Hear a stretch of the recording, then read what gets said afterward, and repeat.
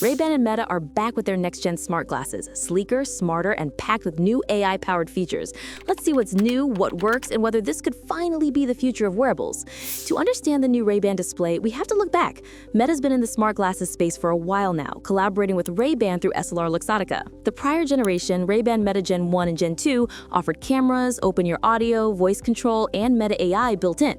What's changed now is radical. Instead of just capturing or listening, these new glasses display content directly in your view. Meta calls it Ray-Ban Display. The hardware is upgraded, the interface rethought, and the vision for AR and smart wearables gets a new chapter. Alright, here's what these glasses bring to the table. There's a built-in microdisplay in the right lens capable of showing text, images, maps, even tiny video overlays, all without completely blocking your view. Instead of buttons or touchpads, these glasses include a neural band wristband that reads subtle muscle signals, SEMG, to let you scroll, select, or navigate with gestures. There's a 12-megapixel ultra-wide camera, a 6-microphone array, and open-ear speakers integrated into the frames. You can capture video or take photos, and the audio includes voice, ambient awareness, and media playback. The glasses run the Snapdragon AR1 Gen 1 chip for local processing and support AI tasks like live translation, subtitles, turning your voice commands or visual cues into responses, all with lower latency. The specs suggest around 6 hours of mixed-use battery life, with additional power from a collapsible charging case giving you extended hours.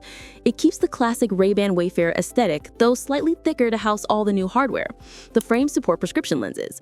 The glasses are splash-resistant IPX4, and the neural band itself may have higher water resistance IPX7.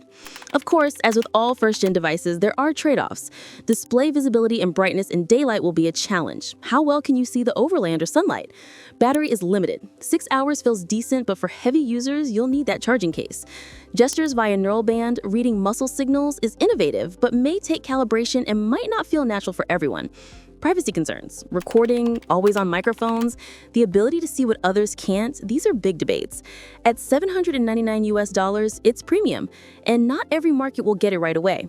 There have already been reports of live demo issues, misinterpreted recipe steps, call glitches, etc. Shows the tech still has kinks to iron out.